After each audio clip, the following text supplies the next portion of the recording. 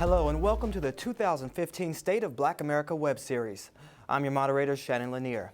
Every year, the National Urban League releases its highly anticipated report on the state of Black America. The report has become the national touchstone for social and economic status of African American and Hispanic communities.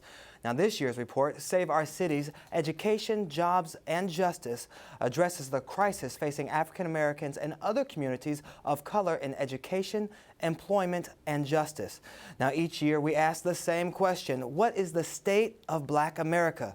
Today, our esteemed panelists will answer that question as it relates to the Black church. Joining me are Onleilove Alston, Executive Director of Pico Faith in New York, and Reverend Tony Lee, Senior Pastor of the Community of Hope AME Church. Welcome, everyone. It was good to see you. Good to see you. Okay, so we have to start off with the question, you know, back in the day, everyone knew you go to church on Sunday, that's what you did. Mama got you up, you go to church. Now it seems like times have changed. Is the church still relevant in our community?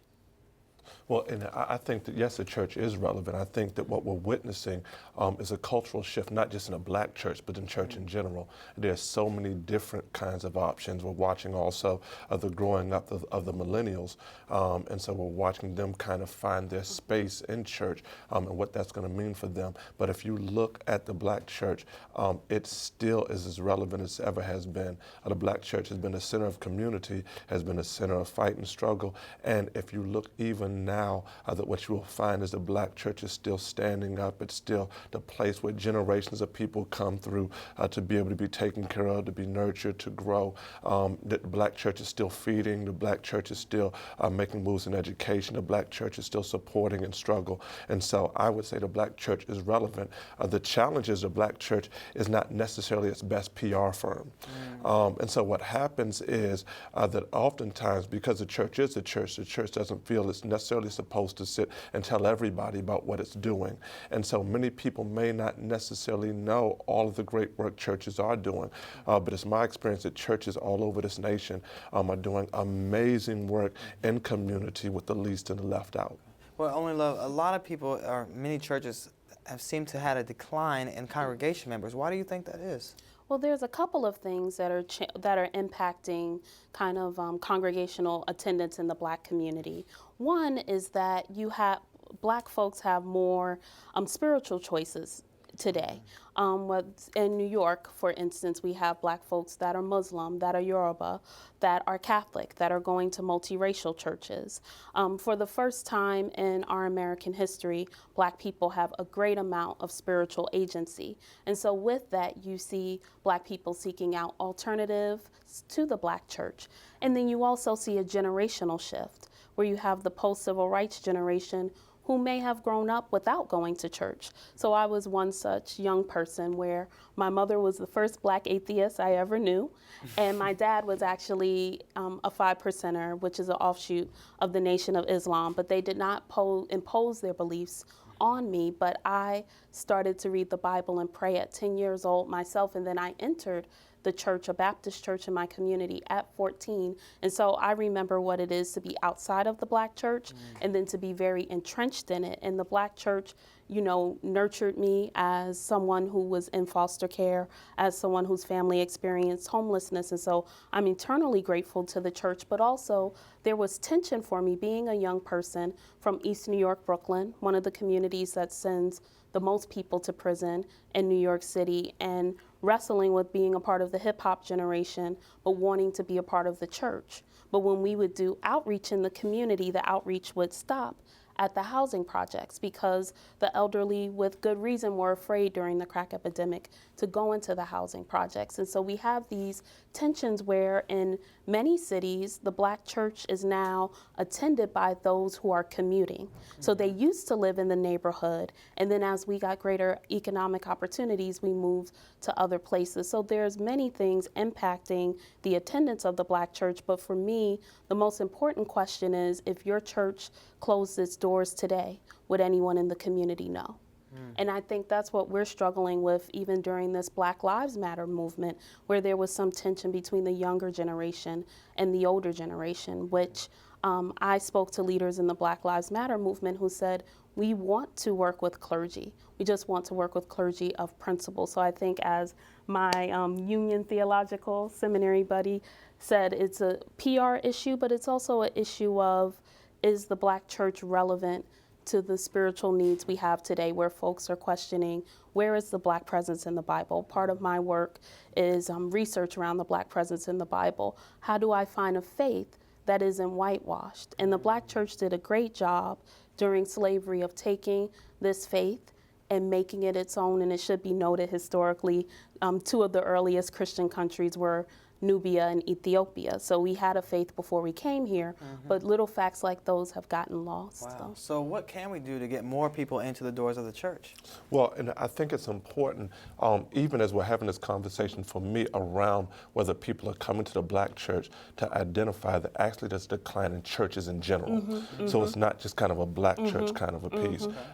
And that's generational, that you're looking at major generational shifts and what that means. But one of the things that we are witnessing, if you look at the churches that are growing and flourishing all over the nation, is that they're doing the same things previous generation churches did. They're shaping ministries that really are connecting to the needs and the issues of the generations that we're facing right now.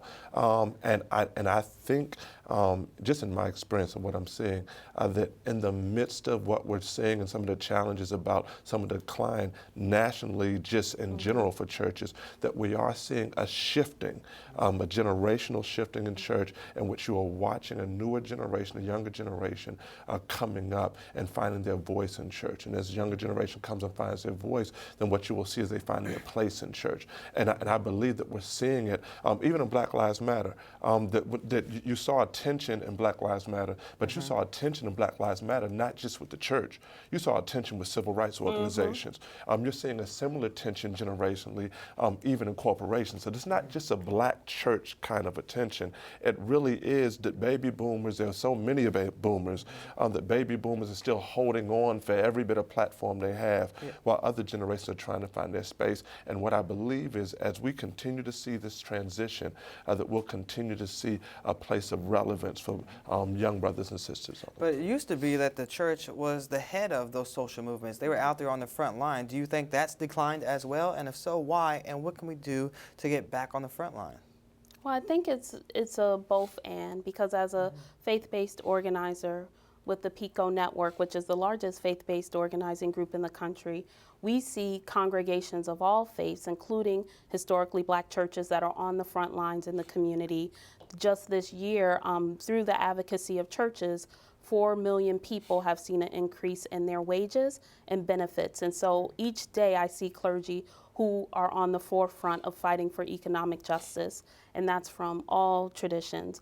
But I also have to say that there has been a decline in the Black church's prophetic witness. It hasn't died out, but during the years when prosperity gospel was being preached a great deal, that led to some of the decline. Or theological shifts, where in the past, people saw their faith very much connected to the civil rights movement, but with the rise of the evangelical movement, which has impacted the entire American church, you even see Black folks now having the theology that, social justice is here, my faith is there. And so what's important is to uncover that from the Hebrew Bible to the New Testament, social justice is commanded throughout the scriptures, and to help bridge that theological gap, because we can't say that the Black church's prophetic witness is just as strong today as it was in the past. I do think there's been shifts and declines for many reasons, but some of those reasons are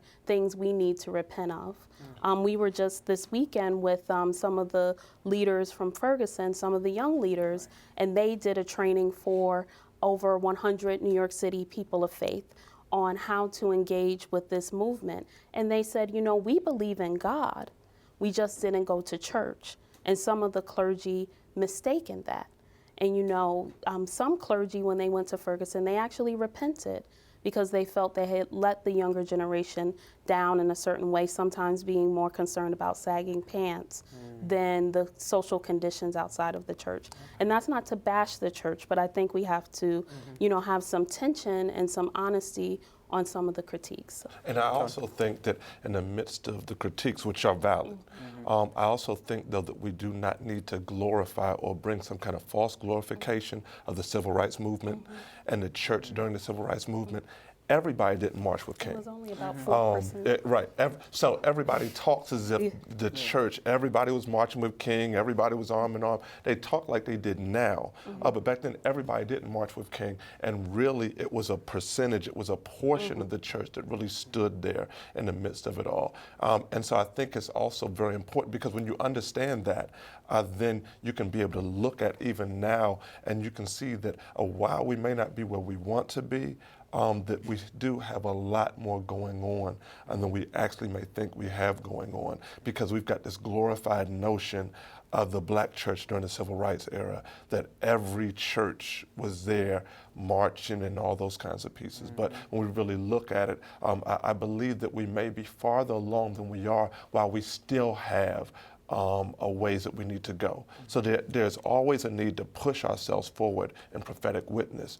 But sometimes it's very easy to bash the church for what it's not, without understanding kind of where it is. So what are some of the programs you guys, go ahead. Because I understand that only about 4 or 5% of black churches stood with King in the civil rights movement, but I still think publicly the black church has been a barometer, and the black community has been kind of a spiritual barometer for this country, whether it's from abolition to the civil rights movement, meaning that our struggle for freedom has always caused America to challenge the notion of who's a citizen.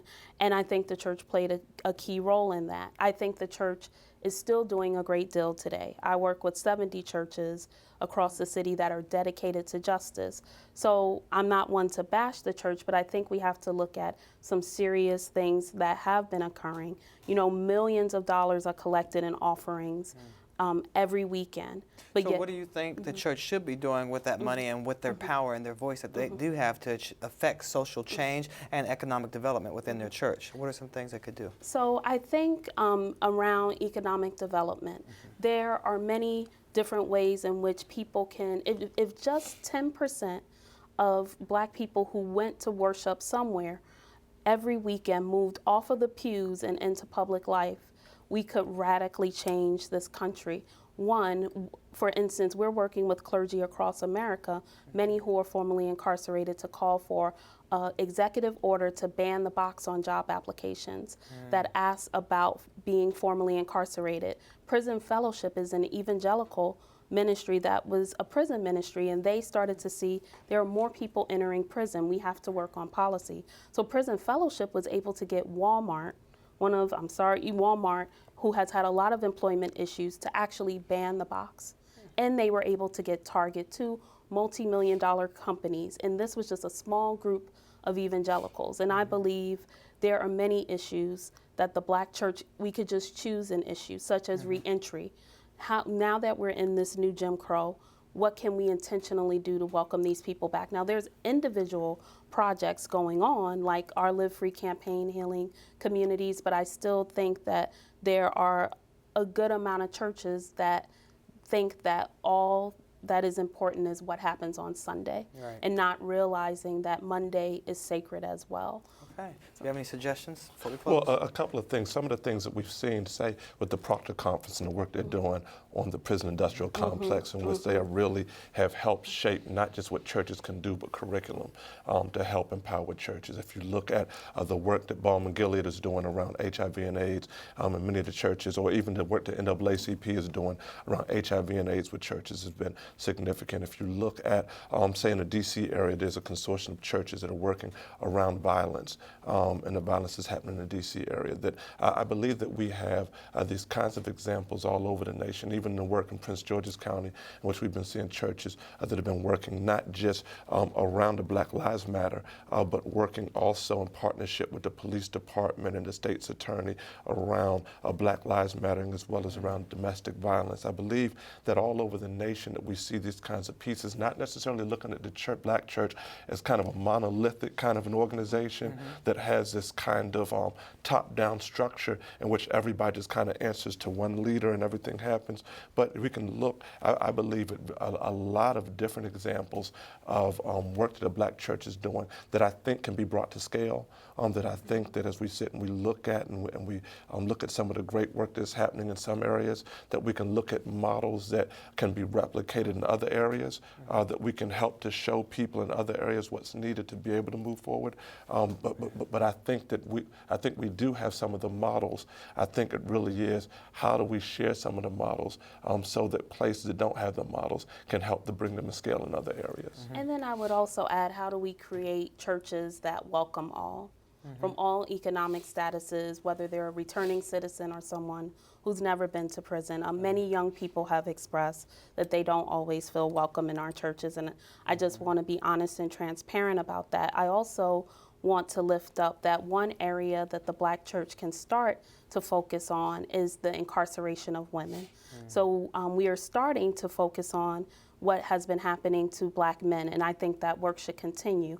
But we should all know that the fastest growing group entering prison for the first time are black women of childbearing age. Then according to the Pew Research Center, the average Christian in the world today is a woman of African descent.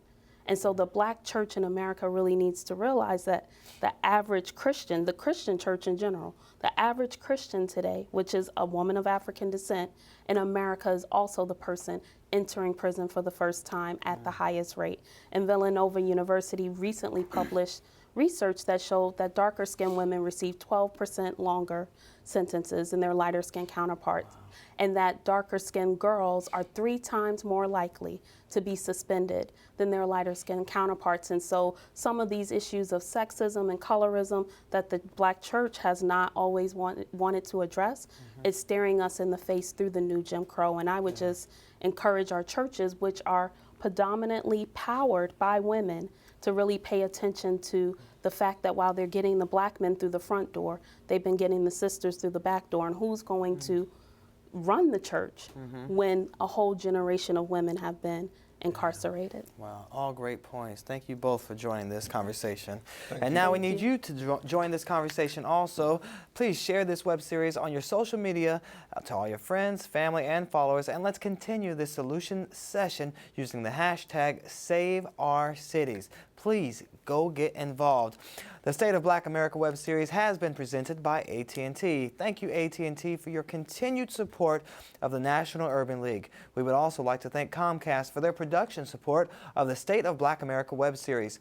Together, we are empowering communities and changing lives. Now, don't forget to follow me on social media at Mr. Shannon Lanier and at Arise TV 360. And for more information on the State of Black America and to purchase the book, visit the National Urban League at www.stateofblackamerica.org.